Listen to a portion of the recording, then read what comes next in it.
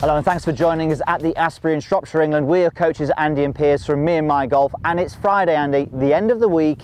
It's time for Fixed in 60 Seconds. It is time for Fixed in 60, and loads of great questions coming in, so thanks for posting those, but make sure you get involved. How can we help you? Post them down below and we'll choose a winner for next week. Now this week's question is from Power Up and Go, and he's saying, I hit a high draw that sometimes turns into an overdraw and even a hook, so can you help me? So obviously the hook is no good, but a high draw is nice, so we want to really understand how that hook can happen, but then hopefully give you a fix that you can work on to get it a little bit more consistent. And at the end of the question there says Andy Proudman must hit this shot, whatever happens. Right, well I'd love to hit the shot actually, but I've actually, as you can see, I've injured my hand here. I've got a cast on at the moment. I've broke or fractured a bone called the scaphoid in here by falling out of a golf cart in Mallorca last week. So I'm out for 6 weeks, cast on for 6 weeks, which means no golf for me. Piers, you're taking over. It's disastrous, absolutely disastrous news, because I didn't see it. No video evidence. No, I wasn't even video. the same four ball. It would have been funny if you'd have saw it. I would have loved to have seen it. So, okay, let's get into today's, so let's explain then, Piers, what causes this high draw, and then maybe what causes the hook as well. Okay, so high draw, we think of Rory McIlroy and we think, great, that's a really nice shot to have, but obviously it can get a bit destructive if it gets hooking too much to the left. So, two main components for the high draw. The high part comes from attack angle, which is hitting the golf ball on the way up, so the club head is hitting the ball on the way up.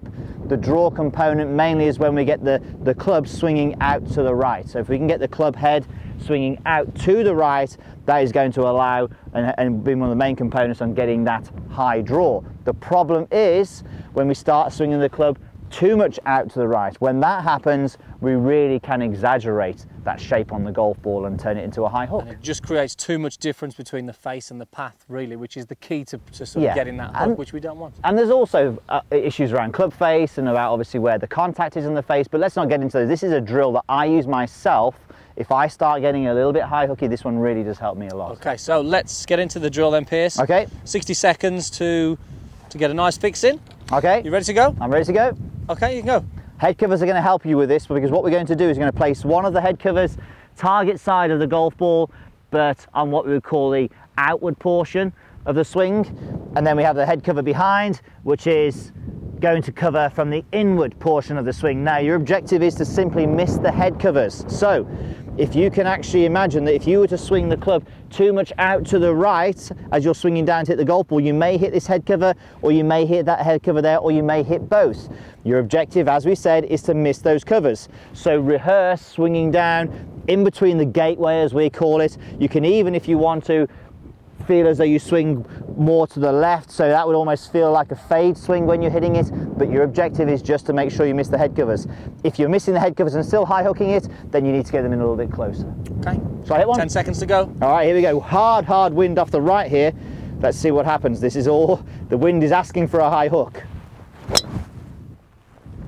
All right, so that golf ball has gone pretty straight. So that must have been a slight fade on it for it to do that with that wind off the right. Definitely, yeah. So just, I mean, this is, again, you mentioned that you use this, Piers, but it's interesting, this drill, if you're way inside, you get the club swinging out too much to the right, you may need to really exaggerate that feeling like Piers demonstrated to get that club swinging very much more to the left. And you're going to find this is definitely going to help more neutralise that ball flight and certainly neutralise that path as well. Absolutely. Okay, hope that helps, guys. Make sure, again, you post your questions down below. What are you struggling with? Post them down below. We'll choose a winner. Thanks for watching, and make sure you subscribe to the channel for videos like this every week.